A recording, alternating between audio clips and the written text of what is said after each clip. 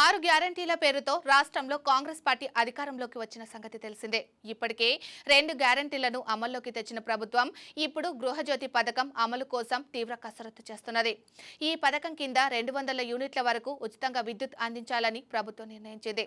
అయితే విద్యుత్ బిల్లు కలెక్టర్లు బిల్ జనరేట్ చేసేందుకు వెళ్లిన సమయంలోనే ఓనర్లు, అద్దెకుండే వారి వివరాలతో పాటు ఎలక్ట్రిసిటీ బిల్లు వంటి వివరాలను సేకరించాలని విద్యుత్ అధికారులు నిర్ణయించారు. కానీ హైదరాబాద్ నగరంలో చాలా చోట్ల బిల్ కలెక్టర్లు విద్యుత్ బిల్లులు ఇచ్చి వెళ్లిపోతున్నారు. ఉచిత విద్యుత్కు తాము అర్హులమని వివరాలు తీసుకెళ్లండంటే తమ ఆఫీసులకు వచ్చి సమర్పించాలని సూచిస్తున్నారని ప్రజలు తెలిపారు.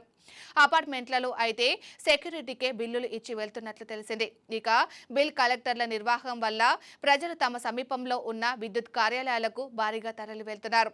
తమ వివరాలను అధికారులకు సమర్పించేందుకు కార్యాలయాల వద్ద బారులు తీరుతున్నారు.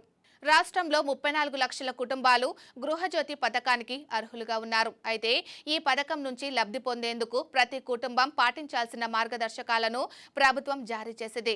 అర్హులైన వారు తమ తెల్ల రేషన్ కార్డులను ఆధార్ నెంబర్తో లింక్ చేసి ఉంటేనే ఈ పథకం కింద లబ్ధి పొందే అవకాశం ఉంటుందని ప్రభుత్వం తెలిపింది. గృహజ్యోతి పథకం అద్దెదారులతో సహా ఒకే మీటర్ ఉన్న కుటుంబాలకు మాత్రమే వర్తిస్తుంది.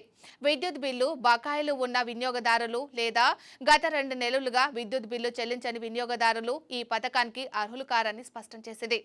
ఇక 2022 నుంచి 2023లో 2181 యూనిట్ల కంటే ఎక్కువ విద్యుత్ను వినియోగిస్తే వారు కూడా అర్హులు కారు. గృహజ్యోతి పథకం కోసం ప్రజాపాలనలో 81.54 లక్షల కుటుంబాలు దరఖాస్తు చేసుకున్నాయి. ఈ సంఖ్య ఇప్పుడు 90 లక్షలకు చేరుకునే అవకాశం ఉంది. ఈ ఏడాది మార్చి 1వ తేదీ నుంచి గృహజ్యోతి పథకాన్ని ప్రభుత్వం ప్రారంభించనున్నట్లు తెలుస్తోంది.